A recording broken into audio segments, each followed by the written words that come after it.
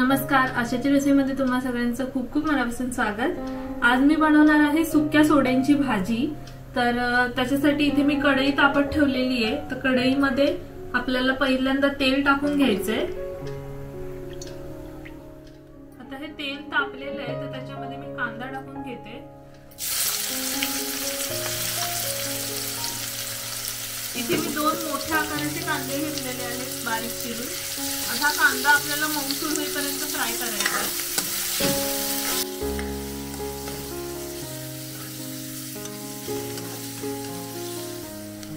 तर इथे कांदा मऊसूर फ्राय झालाय तर त्याच्यामध्ये मी एक बारीक चिरलेला टोमॅटो टाकून घेते आणि त्यातच आपल्याला चवीनुसार मीठ टाकायचं आहे। सुक्या मच्छीमध्ये मीठ असतं लावलेलं, त्याच्यामुळे मीठ काळजीपूर्वक टाकायचं। अजून लागलं तर नंतर घेतायचं। हा टोमॅटो आपल्याला पूर्ण विरघळून घ्यायचा।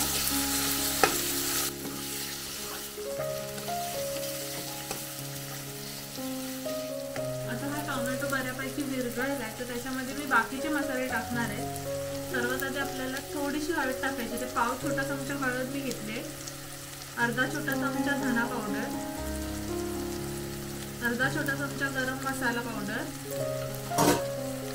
एक छोटा चमचा कांदा लसूण मसाला आणि अर्धा छोटा चमचा मालवणी मसाला इथे टाकते मी।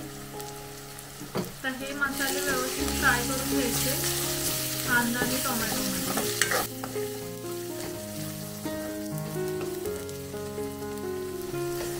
आणि ह्यातच मी आता सोडे टाकणार आहे। तर सोडे जे आहेत ते मी गरम पाण्यामध्ये ठेवलेले 10 मिनिटांसाठी आणि पुन्हा ते एक अजून चांगल्या पाण्याने स्वच्छ धुवून घेतलेले।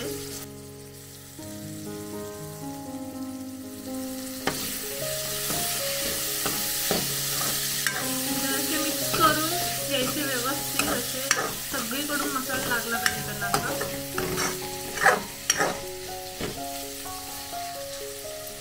आणि त्याला असंच झाकण मारून ठेवायचं 1 ते 1.5 मिनिटासाठी वाफवून घ्यायचे आपल्याला। तर 2 मिनिटं झालेली आहेत ऑलमोस्ट आणि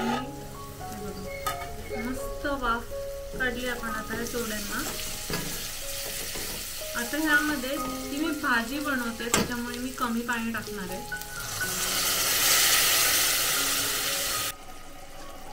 आता हे पाणी टाकल्यानंतर आपण झाकण मारायचं याच्यावरती, त्याने कसं एकदम व्यवस्थित शिजलं जाईल। आपण कमी पाणी ठेवलंय तरी सुद्धा असंच आपल्याला 5 मिनिटं हे शिजवून घ्यायचंय, मग आपली भाजी तयार होईल।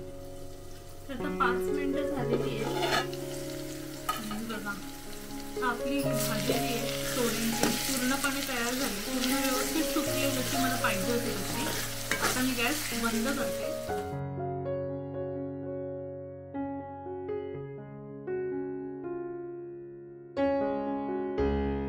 तर अशा प्रकारे आपली ही सोड्यांची रेसिपी तयार आहे, जी तुम्ही भाकरी सोबत किंवा भातासोबत खाऊ शकता। तुम्ही सुद्धा ही रेसिपी नक्की ट्राय करा। व्हिडिओ आवडला असेल तर व्हिडिओला लाईक करा, शेअर करा, आमच्या चॅनलला सबस्क्राईब करा। व्हिडिओ शेवटपर्यंत पाहिला त्यासाठी खूप खूप धन्यवाद।